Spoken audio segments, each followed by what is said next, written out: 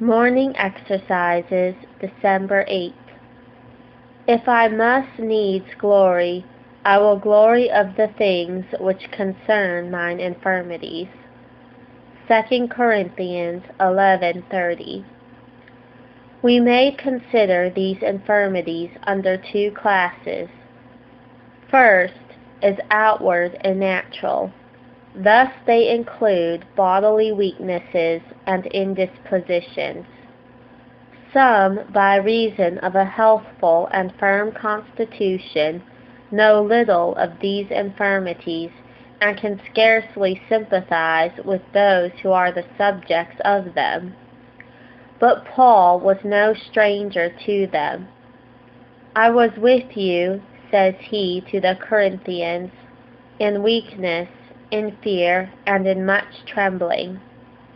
They also include all other external afflictions. Whatever lowers a man's condition and weakens him in the opinion of the world, who always judge after outward appearances.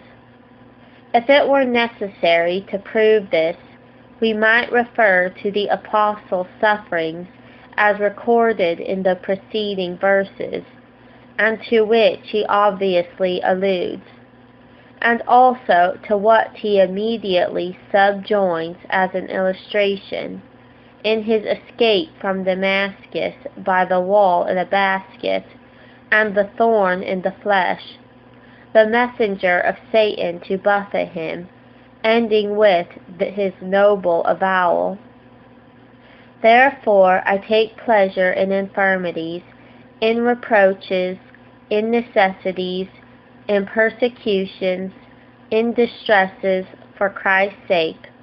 For when I am weak, then am I strong." There is something wonderful in this, for all these things are viewed as disadvantages and give rise to emotions of grief and shame rather than of joy and glory. People glory in their beauty, not in their deformity, in their strength, not in their weakness, in their dignity, not in their meanness, in their praise, not in their disgrace, in their successes, not in their disappointments. But Paul says, "If I must needs glory, I will glory of the things which concern my infirmities." Let us make a distinction here. Absolutely considered, these things are evils in themselves, and it does not become a Christian to pray for them or go out of his way to meet with them. But when he is called to suffer them according to the will of God, he should remember that there are purposes to be answered by them which render them relatively valuable and excellent. If medicine be regarded only as to its taste, we say it is offensive, and we should decline it. But when the necessity and usefulness of it are perceived, and we think of the health to be restored and the life to be prolonged by it, we not only consent to take it, but even thankfully pay for the otherwise disagreeable remedy. Now no chastening for the present seemeth to be joyous, but grievous. Nevertheless afterward it yieldeth the peaceable fruit of righteousness unto them which are exercised thereby. So it is here. Paul glories in things which concern his infirmities. What are these? We may consider them as preservatives or preventions. Thus, when Israel was going astray after her lovers, says God, "I will hedge up her way with thorns, and make a wall that she shall not be able to find her paths."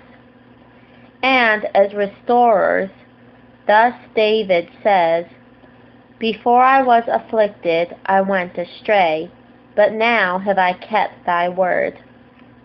I was sick, He bled me, and I recovered.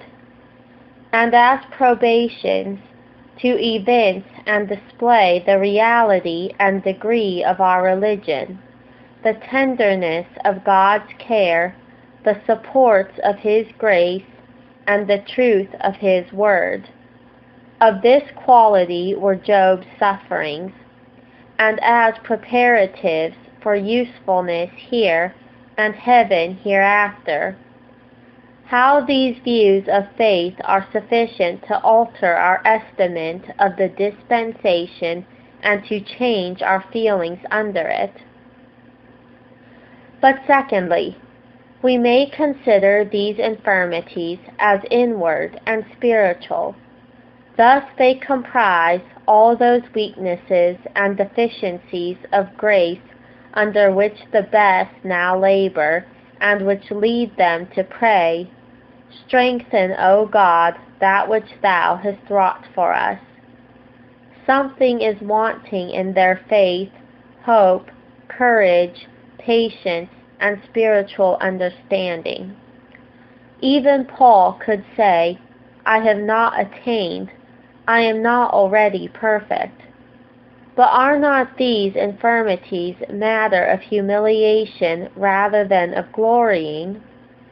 Yes, and the believer blushes and groans over them, nor will an apprehension of his security reconcile him to his remaining imperfections. Yea, a persuasion of God's constant love towards him will induce him the more to bewail them. Yet there are things which concern these infirmities, for which he feels thankful, and in which he rejoices.